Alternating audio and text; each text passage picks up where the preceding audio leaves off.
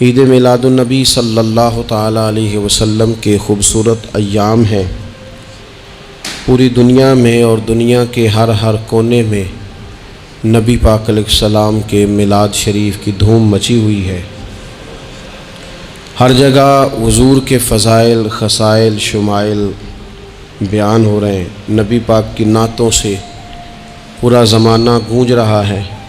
حضور کی سیرت مبارکہ کے فیوز و برکات سے اہل اسلام اپنے دلوں کو منور فرما رہے ہیں۔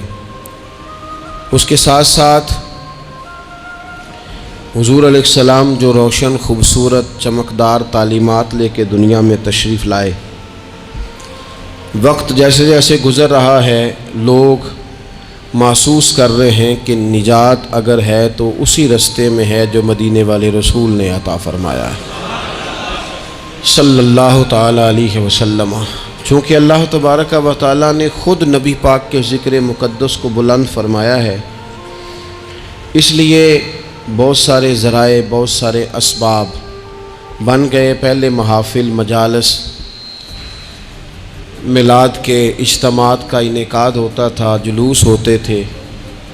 اب یہ کہ بڑے بڑے ٹی وی چینل اور دنیا کے بڑے بڑے نشریاتی ادارے، آپ جس طرف بھی دیکھیں گے رسول پاک علیہ السلام کا تذکرہ کرتے نظر آئیں گے۔ بہت پہلے کہا تھا اعلیٰ حضرت نے کہ عرش پہ تازہ چھیڑ چھاڑ اور فرش پہ طرفہ دھوم دھام، کان جدھر بھی لگائیے تیری ہی داستان ہے۔ کان جدھر بھی لگائیے تیری ہی داستان ہے۔ ہر جگہ حضور کے ذکر پاک نے روشنی بکھیری ہوئی ہے۔ اللہ تعالیٰ نے جہاں نبی پاک علیہ السلام کو بڑی عظمتوں، شانوں، رفتوں اور بلندیوں سے نوازا، وہاں یہ بھی فرمایا کہ وَمَا أَرْسَلْنَاكَ إِلَّا رَحْمَةً لِّلْعَالَمِينَ۔ ہم نے اپنے محبوب علیہ السلام کو تمام جہانوں کے لیے رحمت بنا کر بھیجا ہے۔ نبی پاک صلی اللہ تعالیٰ علیہ وسلم کا وجود سراپا رحمت ہے۔ حضور کا بولنا بھی رحمت ہے، خاموش رہنا بھی رحمت ہے۔ نبی پاک علیہ السلام کا کسی کو کچھ عطا کرنا بھی رحمت ہے، اور کسی کو صبر کی تلقین کرنا یہ بھی رحمت ہے۔ حضور کسی کو خوش ہو کے دیکھ لیں تو یہ بھی کرم کی بات ہے، اور محبوب کریم علیہ السلام کبھی ناراض ہو جائیں تو اس کے بعد بھی جب حضور راضی ہوتے ہیں تو رحمت کی برکھہ ہی برسا کرتی ہے۔ اور حضور علیہ السلام نے فرمایا ہے، میں نے اللہ کی بارگاہ میں یہ دعا کی ہے کہ مالک اگر میں کسی کو جھڑک دوں نا، کسی مسلمان مومن کو، تو مالک اسے بھی اتنا ثواب دینا جتنا تو فرض نماز کا ثواب عطا فرماتا۔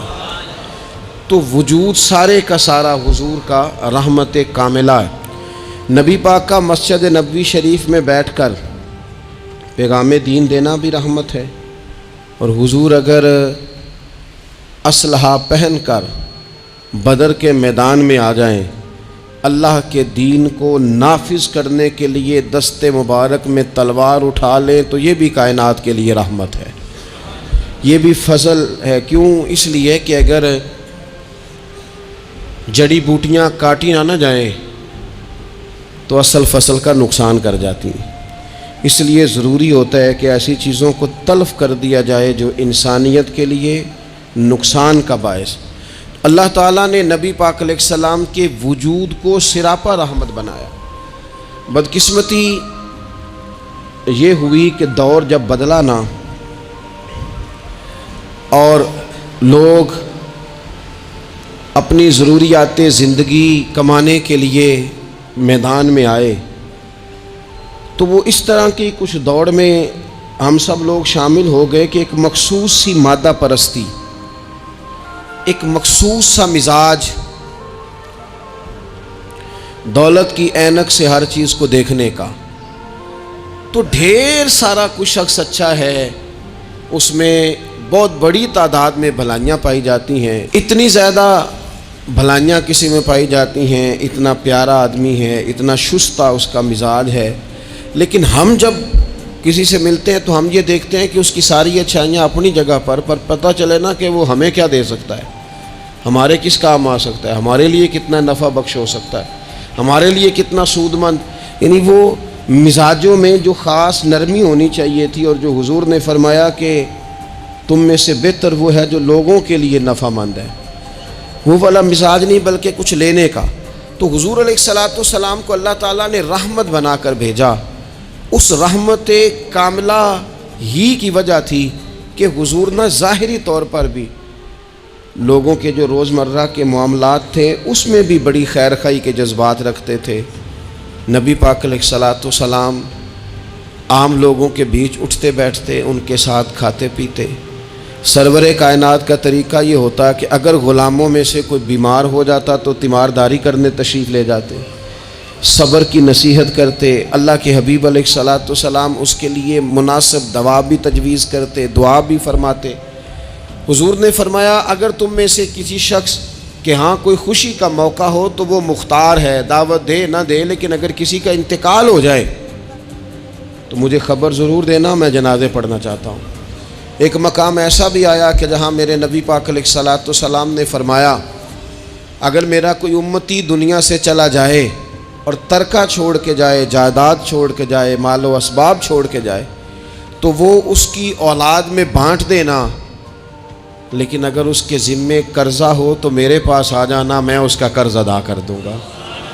نبی پاک صلی اللہ تعالیٰ علیہ وسلم نے اپنی رحمت کے ساتھ امت کو جو حصہ عطا فرمایا، اور جس طرح سے حضور سید عالم صلی اللہ تعالیٰ علیہ وسلم نے ہمیں یہ اسباق پڑھائے، اس طرح ہونا نہیں چاہیے تھا جو ترتیب آج دنیا میں لگ گئی ہے اور جس انداز میں مسلمان اپنے صبح و شام گزار رہا ہے۔ آپ یقین کریں کہ کبھی کبھی یوں محسوس ہوتا ہے کہ جیسے خالص رشتوں کا ہونا اور اخلاص کا موجود ہونا اور للہیت کا نصیب ہونا یہ شاید کوئی بے موسمہ سا پھل ہو گیا ہے۔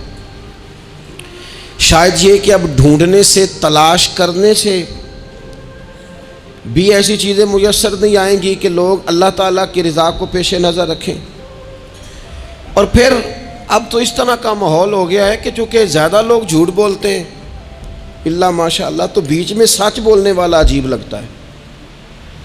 چونکہ زیادہ دکانداری ہوتی ہے تو کوئی اخلاص کا مظاہرہ کرتا ہے تو وہ عجیب لگتا ہے۔ چونکہ زیادہ اللہ معاف فرمائے کہ دھوکہ دہی کا بازار گرم ہے تو اب یوں محسوس ہوتا ہے کہ جیسے کوئی بندہ کہہ رہا ہے میں صحیح سے چلوں گا تو لوگ سمجھتے ہیں شاید کوئی اداکاری کر رہا۔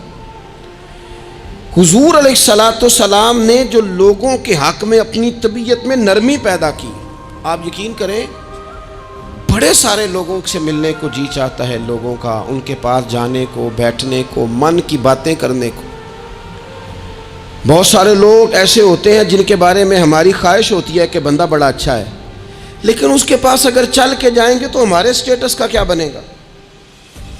اگر ہم جا کے اس کی مجلس میں بیٹھ گئے تو وہ جہاں ہم خود میرے مجلس تھے اس کا کیا بنے گا؟ اگر ہم کسی شخص کی طرف بڑھ گئے، آگے بڑھ کے ہم نے 2 قدم آگے جا کے گرم جوشی سے اس کا استقبال کیا تو کوئی شخص یہ نہ سمجھ بیٹھے کہ یہ تو کوئی لو سٹینڈرڈ رکھتا ہے۔ ہم نے وہ اس طرح کے بیج بوئے ہیں انانیت کے کہ ڈھیر ساری تکلیف لوگوں کو ہماری وجہ سے ہوتی ہے۔ بہت سارے لوگ آزمائش کا شکار ہوتے ہیں، بعض لوگ آ جائیں، لوگ ڈھب سے کھانا نہیں کھا پاتے، لیکن وہ خاص رحمت اور وہ خاص نرمی جو نبی کریم نے ہمیں عطا فرمائی ہے، یار یہ کتنا، میں آپ کو ذاتی بات بتاتا ہوں، اپنے مخالف کو، گالی دینے والے کو، زندگی کے کسی کونے میں برا کہنے والے کو معاف کرنا بڑا مشکل کام ہے۔ کسی شخص نے 30 سال پہلے بھی کبھی آپ کو کوئی سخت لفظ کہا ہو تو وہ بندہ سامنے آئے تو بات یاد آ جاتی ہے، یار اس نے یہ کہا تھا، باتیں کھٹکتی ہیں۔ کسی مقام پر کھڑے ہو کر کسی جگہ پر کسی بندے نے آپ کو تکلیف دی ہو، بندہ اس جگہ پہ آئے تو وہ چیز کھٹکتی ہے، لیکن یہ اعزاز صرف رحمت للعالمین محبوب کا ہے کہ حضور کے سامنے جب وہ لوگ پیش ہوئے حضرت وحشی جیسے کہ جنہوں نے پورا وجود کاٹ دیا تھا حضرت امیر حمزہ کا اور کان ناک آنکھیں نکال دی تھی، انہوں نے آ کے عرض کی حضور ہمارے جیسے گناہگار بھی آئیں تو معافی ہو جاتی ہے، فرمایا ہو جاتی ہے تو پڑھ کلمہ ہم فوراً ہی معاف کر دیں گے۔